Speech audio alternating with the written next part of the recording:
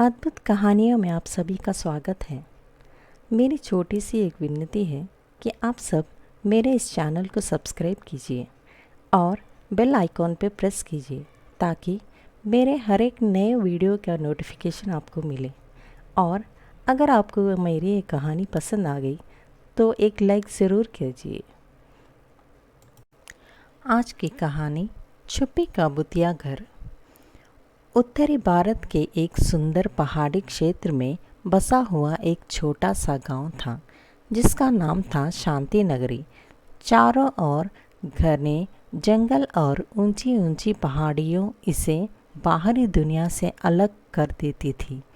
यहाँ तक कि दिन में भी सूरज की किरणों मुश्किल से ज़मीन तक पहुँच पाती थी। गांव के लोग प्रकृति के साथ तालमेल बिठाकर जीते थे और बाहरी दुनिया से उनका कोई खास संपर्क नहीं था। यहाँ रहने वाले लोग अपने साधारण जिंदगी में ही खुश थे। शीतल एक 18 वर्ष की लड़की थी। अपने माता पिता और 4 भाइयों के साथ इसी गांव में रहती थी।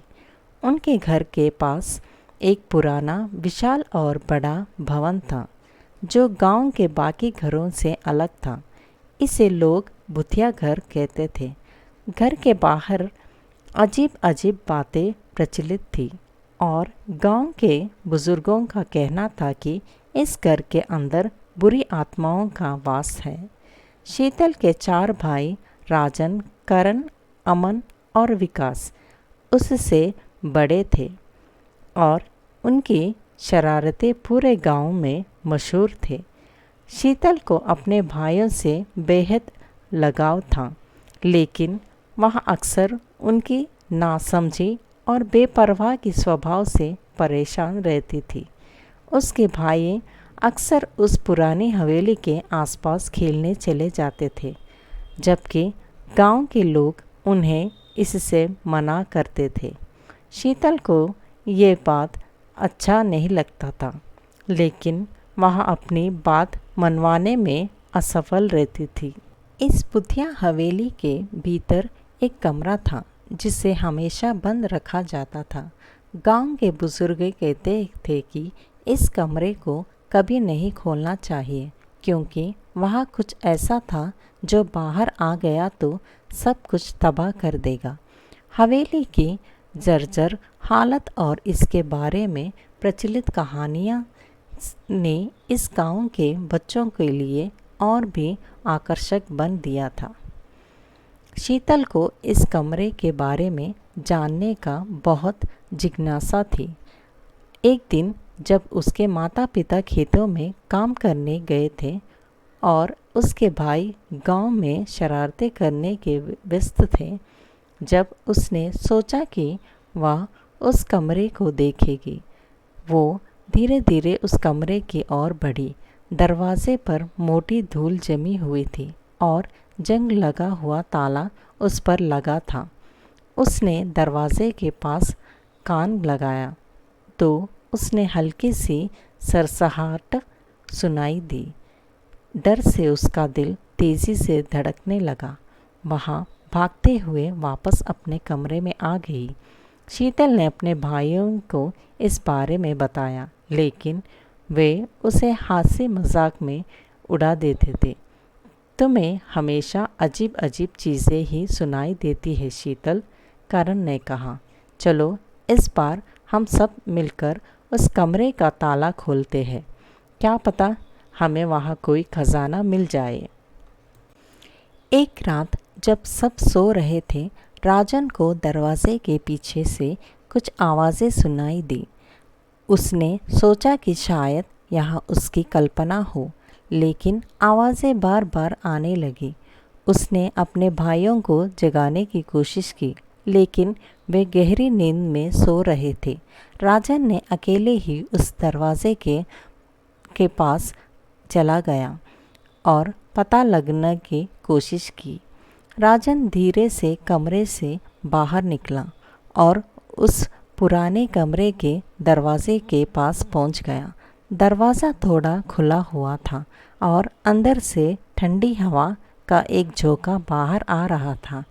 उसने डरते हुए दरवाजे को धकेल और अंदर झांकने लगा, लेकिन अचानक दरवाज़ा खुद ही बंद हो गया और राजन गायब हो गया। सुबह जब शीतल ने देखा कि राजन अपने बिस्तर पर नहीं है, तो उसने अपने बाकी भाइयों को जगाया। राजन कहाँ है? शीतल ने चिंतित स्वर में पूछा, लेकिन कोई कुछ नहीं जानता था।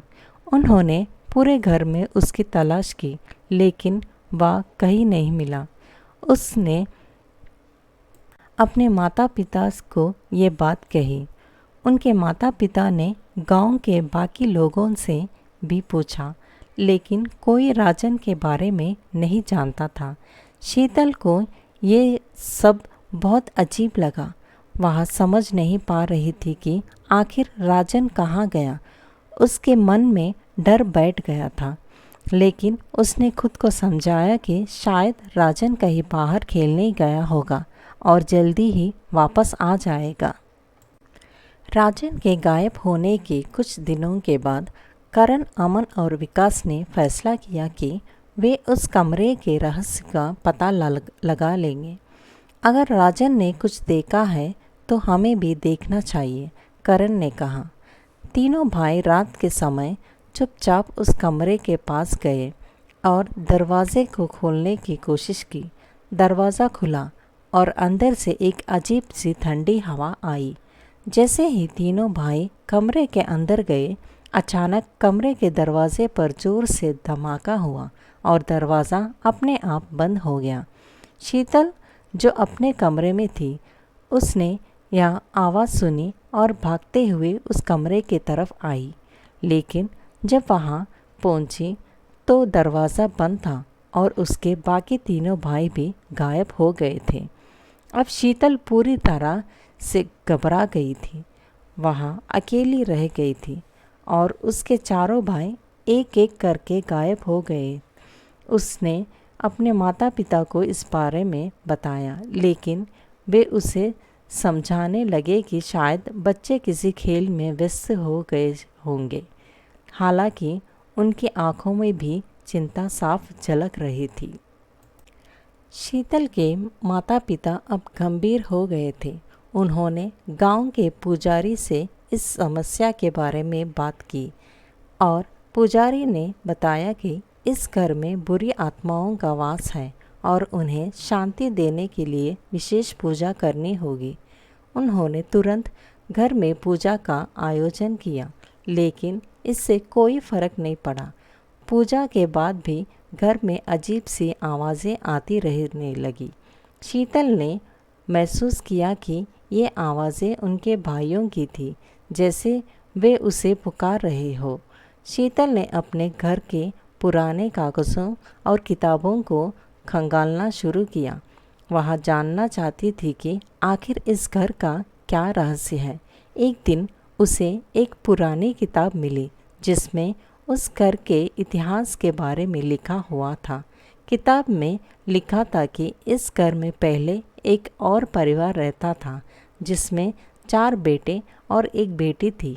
उनके पिता बहुत क्रूर थे और उन्होंने अपनी ही बेटी को एक कमरे में बंद कर दिया था। वो बेटी भूख प्यास से तड़प कर मर गई थी और तब से उसकी आत्मा वही भटक रही थी। शीतल को अब समझ में आ गया कि यह आत्मा उसी बेटी की है और जो अब अपने साथ अन्य लोगों को भी ले जाना चाहती है। उसने अपने भाइयों को बचाने की ठानी। उसने किताब के अनुसार आत्मा को शांति देने का तरीका अपनाने का फैसला किया। किताब में लिखा था कि उस आत्मा को उसके पिता के किए अन्याय का बदला लेना है और उसकी आत्मा तभी शांत हो सकती है जब उसे माफ़ी मिले। शीतल ने घर के उस कमरे में जाकर आत्मा से बात करने की कोशिश की। उसने आत्मा को कहा, मैं तुम्हारे दुख को समझ सकती हूँ, लेकिन अब तुम्हारे पिताजी इस दुनिया में नहीं रहे। लेकिन तुम्हें जो दर्द सहना पड़ा वह किसी के लिए भी असहनीय है। मैं तुम्हें माफ़ी मांगती हूँ, कृपया मेरे भाइयों को छोड़ दो। लेकिन आत्मा ने उसकी बात नहीं मानी। अचानक कमरे के अंदर अजीब सी हलचल शुरू हो गई। हवा में एक अजीब सी गंध फैलने लगी और शीतल को लगा कि कमरे की दीवारें उसके ऊपर गिरने वाली है। आत्मा ने शीतल को भी अपने साथ ले जाने की कोशिश की। शीतल ने अपनी पूरी शक्ति से आत्मा का सामना किया। उसने अपनी आंखें बंद कर ली और भगवान से प्रार्थना करने लगी। उसने अपनी आवाज़ में जितना हो सकता उतना सच्चापन और प्रेम डालकर आत्मा से माफ़ी मांगी। धीरे धीरे कमरे का वातावरण शांत होने लगा। शीतल ने महसूस किया कि हवा की गति धीमी हो रही थी और कमरे में एक अजीब सी शांति छा गई है। जब शीतल ने अपनी आंखें खोली तो उसने देखा कि कमरे में सब कुछ सामान्य हो गया था। आत्मा गायब हो चुकी और वह तुरंत बाहर निकलने और देखा कि उसके चारों भाई भी वापस आ गए थे। वो सब सामान्य लग रहे थे, लेकिन उनकी आंखों में एक अजीब सी उदासी थी। शीतल के भाई तो वापस आ गए थे, लेकिन वे अब पहले जैसे नहीं थे। उनके चेहरे पर उदासी और छुपी थी और वे बहुत कम बोलते थे। उनकी आंखों में एक गहरा सन्नाटा था, जैसे उन्होंने कुछ ऐसा देखा हो जिसे वे कभी भूल नहीं सकते। उनके माता पिता भी धीरे धीरे घर लौट आए, लेकिन वे भी बदल चुके थे। अब वे बहुत शांत और चिंतित रहते थे। शीतल को ये समझ नहीं आ रहा था कि यहाँ सब कैसे हुआ। उसने सोचा कि शायद आत्मा ने उन्हें छोड़ दिया है, लेकिन फिर भी उसके मन में एक डर बना रहता था।